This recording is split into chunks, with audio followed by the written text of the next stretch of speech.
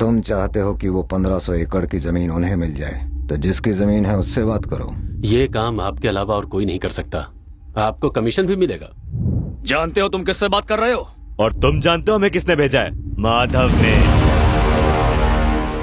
अगर तुमने बात मान ली तो माधव भैया भीख में तुम्हारी जान बख्श देंगे। जान लेना देना ऊपर वाले के हाथ में है, पर हम गरीबों के साथ अन्याय नहीं होने देंगे। हम उन्हें कुछ पैसे भी देंगे।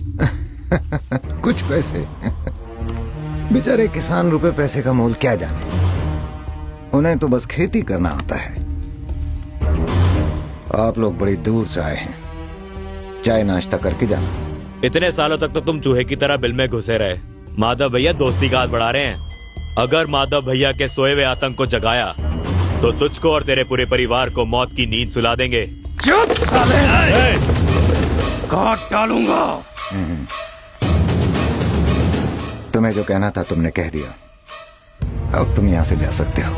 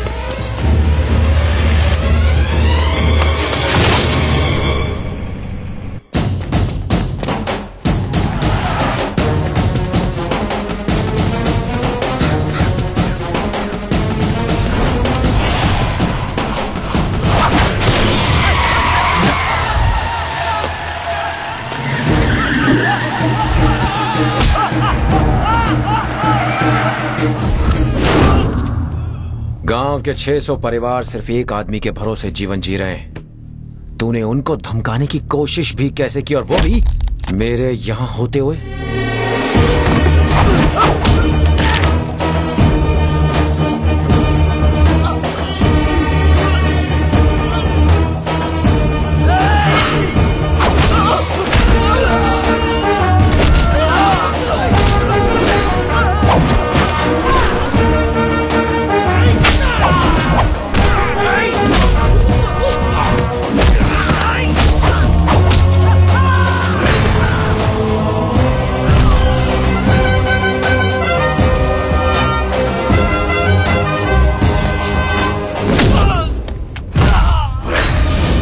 देवा की रहमदिली की वजह से आज तू इस गांव से जिंदा वापस जा रहा है। पिछले 20 साल से जो हुआ उसे भूल जा। अब उनका बेटा आ गया है, जाके बोल उनका बेटा आ गया है।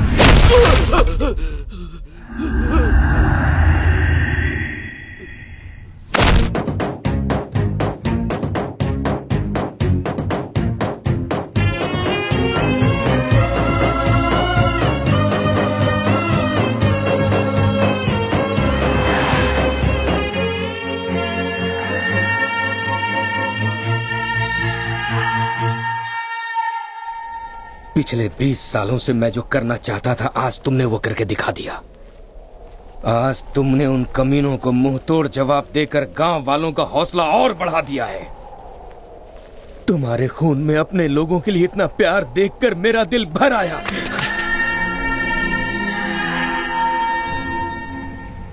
माधव भैया को पता भी ना चले, वरना हम सबको टपका डालेंगे।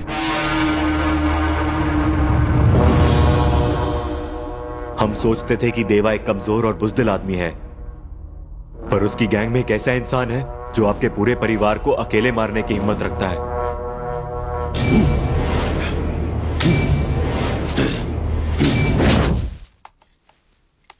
जय, तुम तो बड़े शहर में पले बड़े हो ना, गांव तो पहली बार आए होगे। मजा तो आ रहा है ना? अगर मम्मी भी आती तो सच में बहुत मजा आता।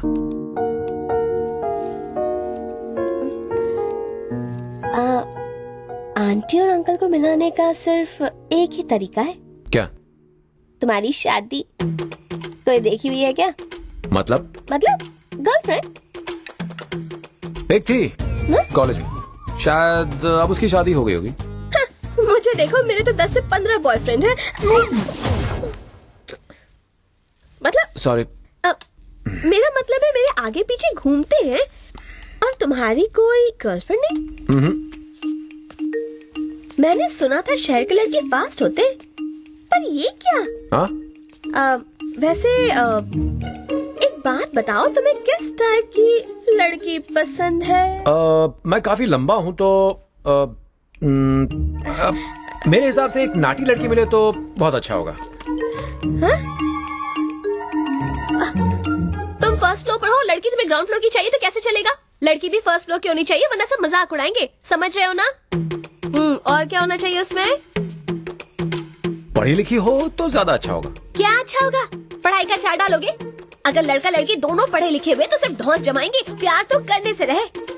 लड़की को ABCD आनी चाहिए ताकि वो बच्चे को पढ़ा ले, बस। कुछ अक्ल वक्ल है या नहीं?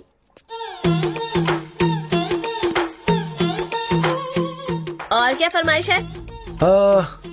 छोटे परिवार की इकलौती लड़की होगी तो मेरी मम्मी का ख्याल बेहतर रखेगी। तो तुम पूरे पागल हो। अगर अकेली लड़की हुई तो सिर्फ अपना ख्याल रखेगी, अपने बारे में सोचेगी।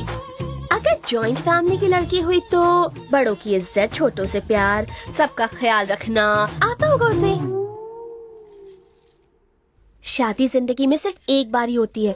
अगर अच्छी लड़की मिले तो वो अपने पति और ससुराल वालों का दिल जीत लेती है। सही कह रही हो ना? वैसे तुम्हारी और शाम की जोड़ी एकदम लैला मजनू से कम नहीं लगती है। फिर प्रॉब्लम क्या है? क्या?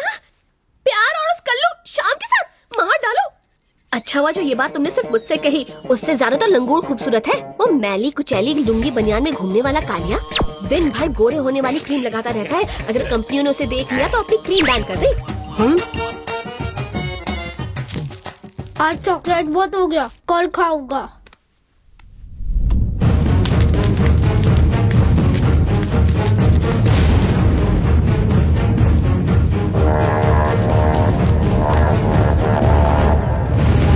इन लोगों ने हमें जमीन नहीं दी, हम इन्हें बेघर कर देंगे। ऐसी आग लगाएंगी कि कोई माई का लाल इसे बुझा नहीं पाएगा।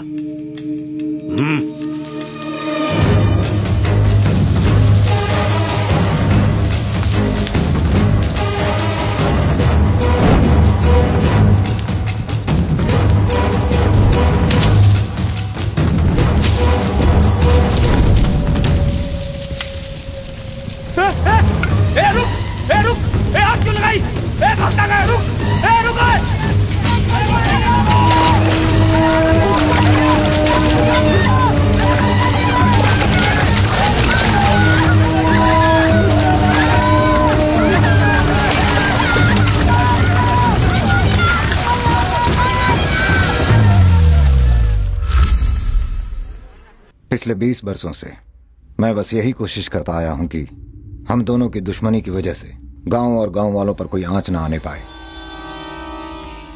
इन्होंने कई बार फसाद खड़ा करने की कोशिश की, लेकिन मैंने ऐसा होने नहीं दिया।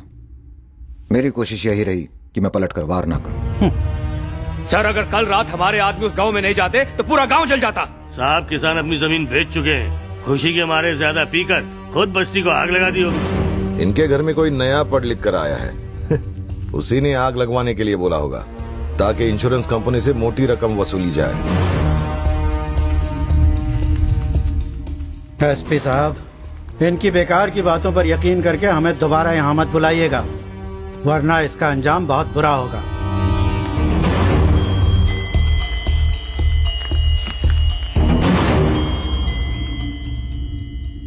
सॉरी देवा जी, मैं जानता हूँ कि आग लगाने में इन्हीं का हाथ है, पर मैं कानून के आगे मजबूर हूँ।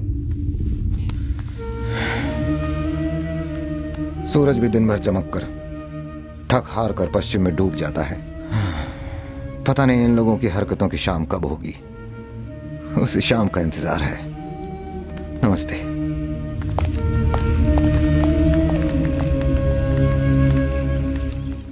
भाई, मैंने तो सोचा था कि गांव के आदमी हमला होने के बाद हम पे पलटवार करेंगे, लेकिन ये तो औरतों की तरह पुलिस के पास अपना रोना रोने आ गए। इस बार सिर्फ घरों को आग लगाई थी, टाइमिंग का गड़बड़ हो गया, वरना घर में रहने वाले भी जल जाते। तुम आदमी हो या जानवर? मुझे जानवर बोलता है? अरे रुको रुको रुको, छोड़ो। क्या हो रहा है? क्या हो रहा है? मैं कहता हूँ छोड़ो इसे, छोड़ो, बंद करो।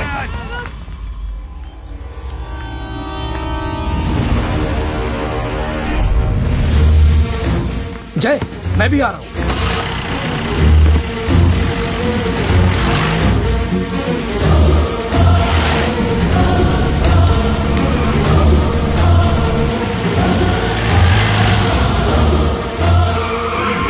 सही बोला भाई आप।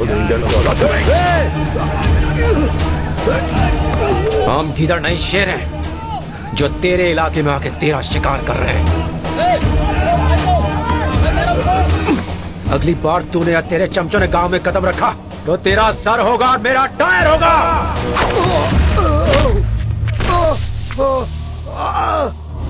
भैया भैया, आप ठीक तो है ना भैया?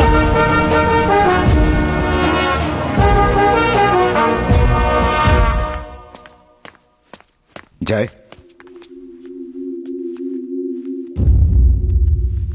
कहाँ गए थे बेटा?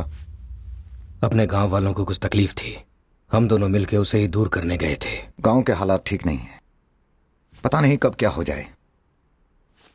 मैं नहीं चाहता कि दुश्मन को भनक भी लगे कि तुम मेरे बेटे हो और कैसे दिखते हो। मेरी मानो तो तुम यहां से वापस शहर लौट जाओ, इस वक्त यही सही है।